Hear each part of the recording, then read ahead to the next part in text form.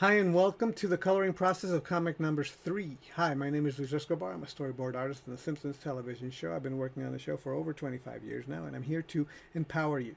So this process the coloring process in general can be hit or miss. Sometimes it could be a breeze, and sometimes it could be extremely challenging, and I'm happy to say that when it came to doing this strip, it came out really, really good fast. And I was extremely happy with the way it just magically came together. I barely had to do almost any work at all when coloring this. So let me show you what I mean. All right, so starting out, the very, very first thing I wanted to do is to create a texture so that at the end of the day it looks like a watercolor drawing, a watercolor painting. So I put this texture on top and it immediately gives it a watercolor feel. And now that I've had all the colors for this guy together, all I did was use my flatting layers, and I colored on top of the flatting layers, and I used a brush tool, the brush tool, to create a gradient between the lights and the darks. And it's the gradient was diagonal, and then you were able to see it really, really fast, me putting it all down.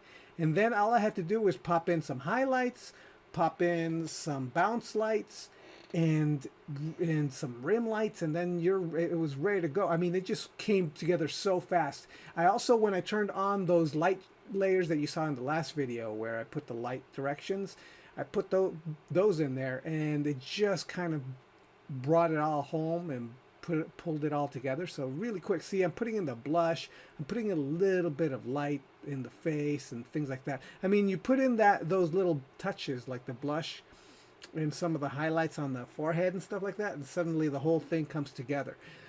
Because putting in the gradient of each of the local colors, it's super fast, but it isn't until you start putting in the blush that it really starts to come together. And here I am putting in the sparkly, the green sparkles, so that the magical green sparkles. A little bit of rewriting on the dialogue there because I wasn't happy with the dialogue, but otherwise, exact same process. You could see that I'm putting in the gradient. I'm creating a gradient. I started off with the darkest dark, and then I just got the lightest areas, and then I just kind of pop the light area in a gradient in here. There's a twist in the body, so you could see that the darkest area is actually right cutting across in a twisty way through the body. Otherwise, it's working pretty well. One of the things that I did do, if you notice really quickly, besides coloring on top of the actual flat layer, I duplicated the flat layer, and here I'm adding the texture, which I forgot to add.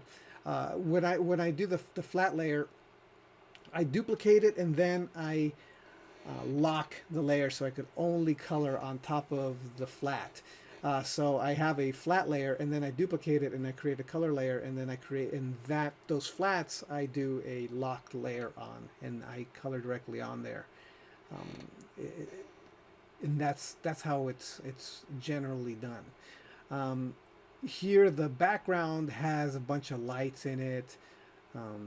There I'm adding a little bit of extra details on the character here for the gag.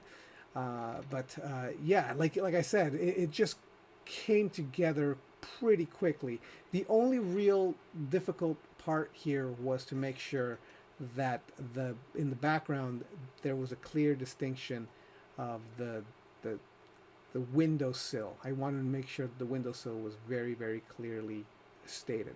But otherwise, and here you saw me moving the character around a little bit because there was a tangent between the character and some of the background, so I moved him around, moved the character around a little bit.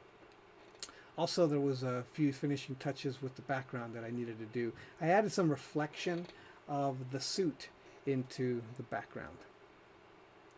But otherwise, that's it. It came out really, really fast, making some word balloon adjustments, making sure that the word balloon is working the way I want it to.